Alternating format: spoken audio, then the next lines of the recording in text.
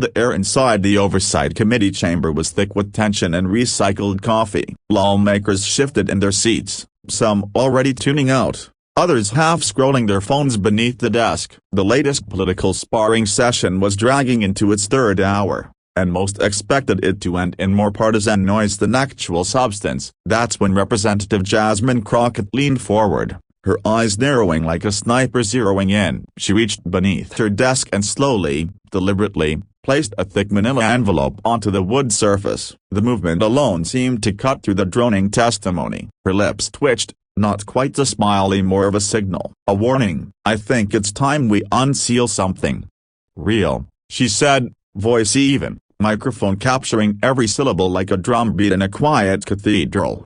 Heads turned. A few lawmakers chuckled, assuming it was another jab at the opposition. But Crockett didn't break eye contact with the chairman. She slid the envelope forward. "Exhibit M," she said, M as in Melania. A silence rolled through the room like a fog. One Republican aide dropped his pen. A journalist in the back choked on her gum. Several committee members leaned forward involuntarily, instincts overriding caution. Crockett peeled the envelope open with theatrical precision and pulled out a single glossy photograph, holding it between two fingers like a playing card. The camera zoomed in as she turned it around to Melania Trump, unmistakably, seated on a balcony in Prague beside an unfamiliar man in tailored gray, his hand brushing hers. "Thesis," she said, tapping the photo, "A is just the start. We have emails, flight records, 4 seasons receipts, security footage." Apparently, he went by the code name A. Midnight Falcon. The chamber exploded, gasping, groaning. Someone shouted, "You can't be serious." The chairman's gavel cracked against the wood like a pistol shot. "Order, order, Miss Crockett, this is out of linea." Crockett remained composed, folding her hands neatly. "Is it?" she said coolly. "Or is it just finally on the record?" Somewhere in the distance, cable news producers began hyperventilating with joy. C-SPAN's viewership surged in real time. Outside, clouds gathered over Washington, D.C., as if history itself was holding its breath.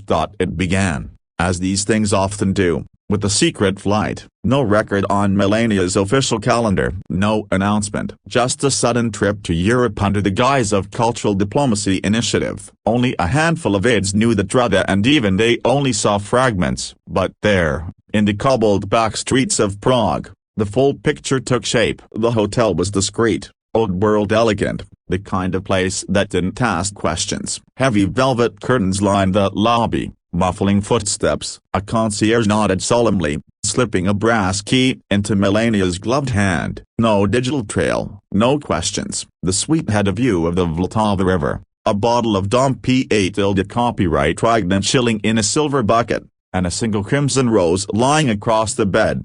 He arrived 10 minutes later. Tall, well-dressed, and impossibly composed. The man stepped into the room like he belonged there, like he'd always belonged to her. His accent was unmistakably European, rich and slow, a blend of French and something else more elusive. A cologne trailed behind him, woodsy and sharp, clinging to the air like memory. Melania turned away from the window, eyes narrowing. "You shouldn't have come." "I always come," he said, shrugging off his coat. "You always ask." She didn't argue. She didn't need to. Their silence said more than their words. He moved toward her, and she toward him. Their fingers brushed. She closed her eyes as he lifted her hand to his lips. "If they find out," she whispered, barely audible, "everything changes." He laughed, a soft, a touch bitter. "They already suspect, but time worth it." A kiss followed, and not polite, not restrained. The kind of kiss born from months of hiding, of coded texts and glances across crowded rooms. The kind of kiss that could ruin presidencies. Outside the room, a tray of room service clattered to the floor as a startled waiter caught a glimpse through the half-closed door. He backed away quickly, pretending not to have seen the former First Lady, her hair undone, wrapped in shadows and scandal. Back in the suite, time slowed. For a few stolen hours, there were no Secret Service agents, no press, no gold elevators or political deals. Just two people suspended in luxury and lies, unreal or uncaring that someone, somewhere, was already watching. And back in Washington, A digital folder labeled MF_logistics began syncing to a secure server. The brunch table at Mar-a-Lago was set with ruthless precision. Sliced papaya, imported honeycomb, and French pastries were arranged like military formations. Melania, draped in pale silk and oversized sunglasses, sat poised beneath the white canopy. Her expression was unreadable, somewhere between serene and clinically bored. A low buzz came from the polished phone beside her flute of mimosa. Her assistant approached quickly but cautiously, tablet in hand. Her voice, usually composed, now quivered slightly. "Mama broken bar, I think you should see this." "It's Liv." Melania arched an eyebrow. She didn't like surprises. With one sharp motion, she pulled the tablet into her lap and hit play. There, in full high-definition drama, was Jasmine Crockett, in Congress, holding the photo. Melania's breath caught as Crockett said the words, code name, Midnight Falcon. It took exactly 36 seconds for the entire estate to erupt. First, the mimosa glass tipped, spilling orange liquid down her blouse. She didn't flinch. Her eyes remained locked on the screen. Then, slowly, the tablet lowered, her lips pressed together. A shallow breath. Silence. Boom. She launched the tablet across the table. It hit a decorative pineapple centerpiece, shattering into sparks and ceramic. A startled croissant launched off the plate and hit a Secret Service agent square inches the chest. "WHO gave her that?" Melania shouted,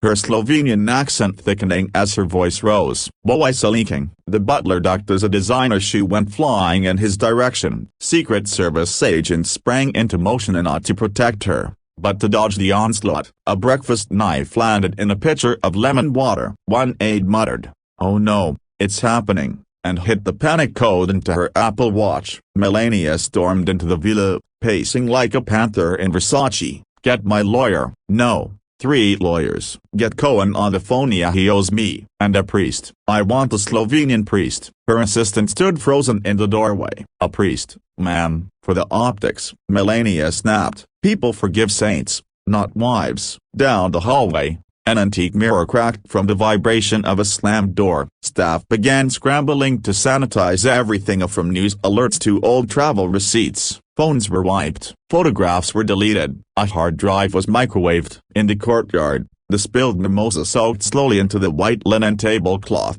the only witness left completely speechless. By noon, the country had stopped pretending to care about anything else. Every news network broke programming. The ticker across CNN read simply, "Midnight Falcon exposed." MSNBC brought on body language experts to analyze the photo Jasmine Crockett had revealed. Fox News tried to pivot, blaming the leak on deep state falconry, but quickly backtracked when the meme storm hit. Cable screens split into quadrants. One showed the infamous Prague photo zoomed in frame by frame. Another replayed Melania's mimosa meltdown on a 10-second loop, lips pursed mid-scream. Another featured Jasmine Crockett calmly sipping a green smoothie on a podcast, unbothered, unflinching. The fourth screen was a live feed of a bald man nervously exiting a luxury hotel in Geneva, being mobbed by reporters screaming, "Are you Midnight Falcon?" Jasmine Crockett became an overnight icon. Vogue requested an interview. Time floated a Woman of the Year.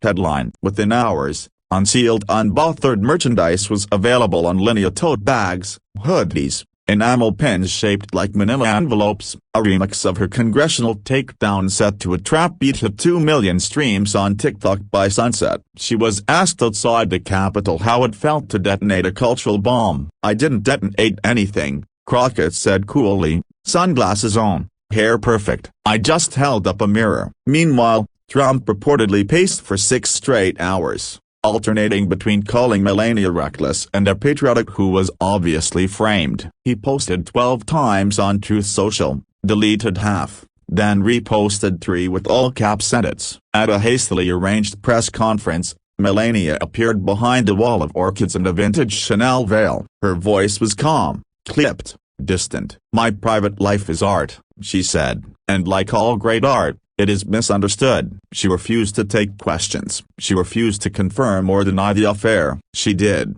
however, release a limited edition perfume the next day titled MF by Melania. Every major newspaper's Sunday front page featured some variation of the headline, "The Falcon has landed." Twitter collapsed briefly under the weight of memes. Congressional aides began selling signed copies of the leaked documents on eBay under fake names. A European nightclub reportedly renamed its VIP lounge the Falcon's Nest. Somewhere in Eastern Europe, the real Midnight Falcon watched the chaos from a rooftop bar, sipping something brown and expensive. He smirked, phone buzzing with messages. One from an anonymous number simply read, "She's not done. Neither are we." And the world braced for part 2.